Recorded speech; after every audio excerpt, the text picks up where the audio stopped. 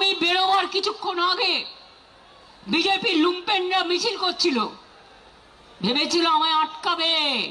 আরে আমায় আটকাতে গেলে আমার প্ল্যান ই থাকে, প্ল্যান বি থাকে, প্ল্যান সি থাকে, প্ল্যান ডি থাকে।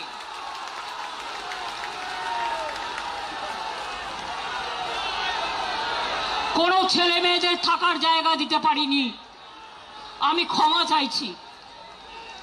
কাউকে ট্রেনের টিকিট দিতে পারিনি, কাউকে একটা বাস করে দিতে পারিনি, একটা গাড়ি করে দিতে পারিনি। যারা পেরেছেন এসেছেন নিজেদের তাগিদে সোনার ফসল ঘরে তুলতে।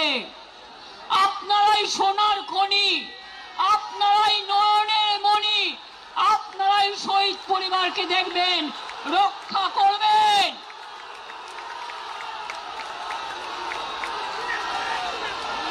শুনুন,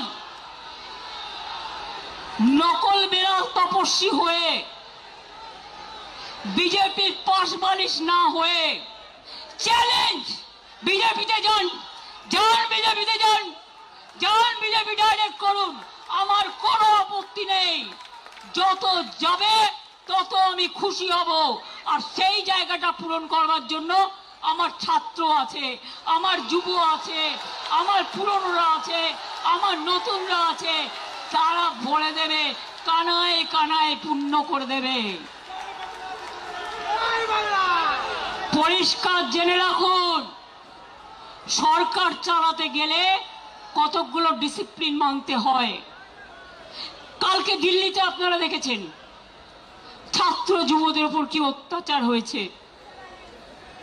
পার্লামেন্ট থেকে আমি শুনেছি যে প্রধানমন্ত্রী গাড়ি ঘুরিয়ে পালিয়ে গেছে।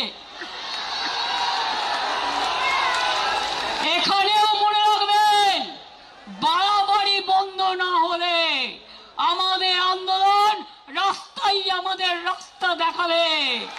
মনে রাখবেন, পুলিশ এলাকা এলাকায় এসপির ভূমিকা, বিজেপি প্রেসিডেন্ট হয়ে গেছে, আইসি হয়ে গেছে ব্লক প্রেসিডেন্ট। কেন আপনারা তৃণমূল কংগ্রেসকে ভয় দেখাচ্ছেন? আমি আজকে বলে যাই, এরপর আমি জেলায় জেলায় বেরোবো, কত ক্ষমতা আছে আমি দেখতে চাই। আপনারা আমাকে আটকাবেন?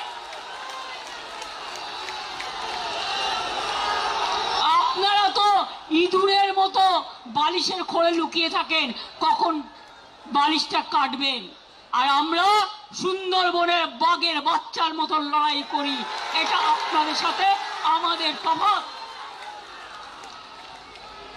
পার্টি সিম্বলে জেতার পর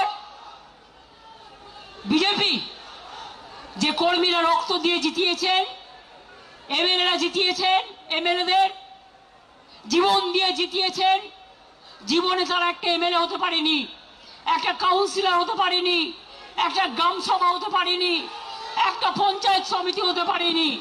তারাই মিছিল করে, তারাই মিটিং করে। আর আপনারা এত ভোগী, 2 মাস সহ্য করতে পারলেন না। এই যে চোর চোর বলে বেড়াচ্ছে না, আমরা বেঁচে গেছি, চোরগুলো বিজেপিতে চলে গেছে। না, নেব না, একদম নেব না। কালকের অপারেশন কারা করেছে আমি প্রত্যেকটার নাম জানি। আজকেও মাননীয় আদালত, আমরা রাত্রির 12টায় কেস করেছি স্পেশাল হিয়ারিং এর জন্য।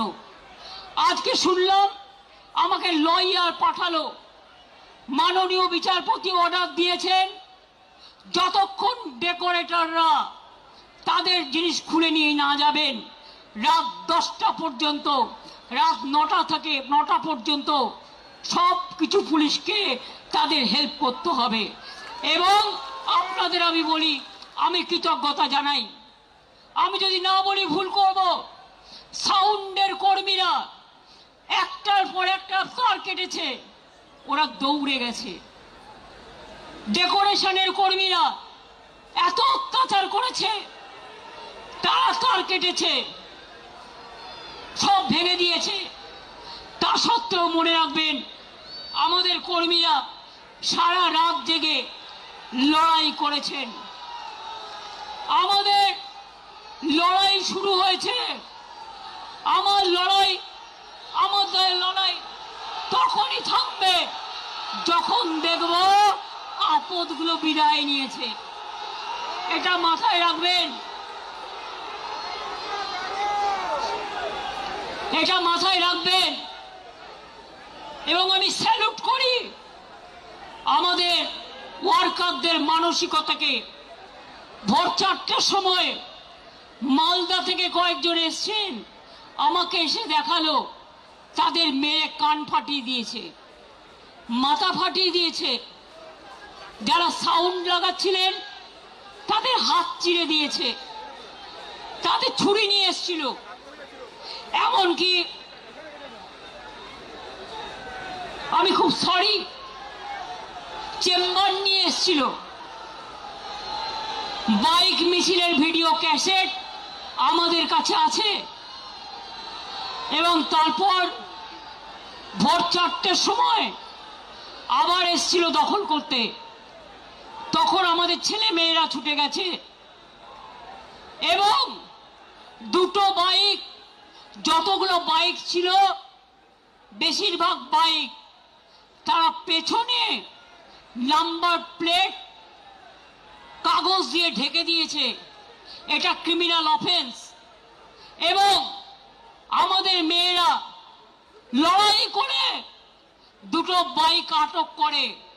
আমরা পুলিশের হাতে হ্যান্ডওভার করে দিয়ে বলি, দেখুন বাইকটা কার, নাম্বারটা কার, ক্রিমিনালটা কে।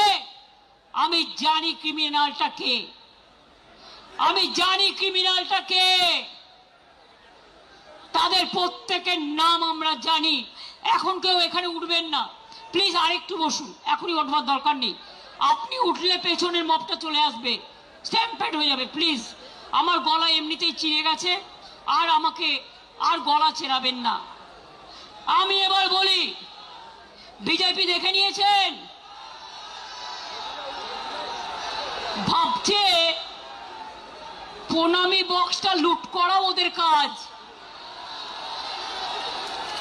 অযোধ্যা থেকে বদ্রীনাথ, বদ্রীনাথ থেকে রাম মন্দির, রাম নাই, মন্দিরও নাই, সব টাকা রাম নাম হয়ে গেছে। মঙ্গলেশ্বরী সর্বমঙ্গলা মন্দির বর্ধমানে প্রণামী বাক্স লুট, পানিহাটি প্রণামী বাক্স লুট, ব্যারাকপুর প্রণামী বাক্স লুট, আর বলছে ঝুট। এরা হিন্দুত্ব করবে না হিন্দু ধর্ম করবে? এরা হিন্দু ধর্ম মানে না। এদের 1 পয়েন্ট এজেন্ডা, মিথ্যে কথা বলে মানুষের ব্রেনগুলোকে খাও। স্কুলে স্কুলে গিয়ে গেরুয়া লাগিয়ে দিচ্ছে। আমি একজনকে অ্যাডমায়ার করছি, তিনি আমাদের দলের না হলেও মনে রাখবেন তিনি একজন বিখ্যাত শিল্পী। নামটা আমি মিটিংয়ে বলছি, চন্দন সেন। আমি তার একটা ভিডিও দেখছিলাম। এরা academy of fine arts private ট্রাস্টের আন্ডারে, সেটাকেও দখল করে গেরুয়া করেছে, করতে নাকি গেছিল। তো উনি বলেছেন এরকম তো আমরা জীবনে দেখিনি। তাহলে ভাই কথা কম বলবে, আমার গলা চিড়ে গেছে। আমি আপনাদের বলি, তা সত্ত্বেও মনে রাখবেন তিনি বলেছেন এই একটা সময় সবাইকে রুখে দাঁড়াতে হবে, একজোট হয়ে লড়তে হবে। আমি এটাকে সমর্থন করি।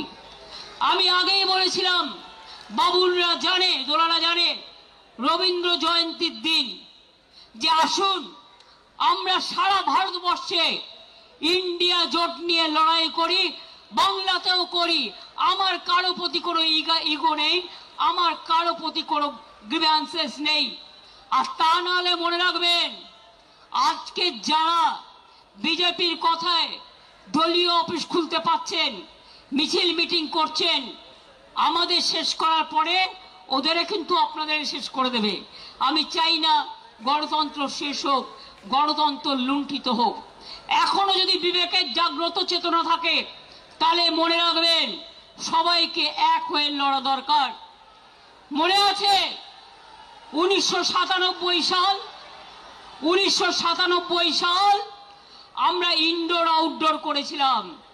কদিনের মাথায় ভোটে গেছিলাম, তখন সোশ্যাল নেটওয়ার্ক ছিল না। মাত্র 1 মাস 22 দিনের মধ্যে তাতে 7টা সিট পেয়েছিলাম। 2004-এ আমি একা ছিলাম। তারপরে সিঙ্গুর নিয়ে 26 দিন হাঙ্গার স্ট্রাইক করেছিলাম। হয়েছেন no ID card no vote, এর জন্য শহীদ পরিবাররা আছে। আপনারা জানেন সেদিনকে 13 জন গুলিতে মারা গিয়েছিল।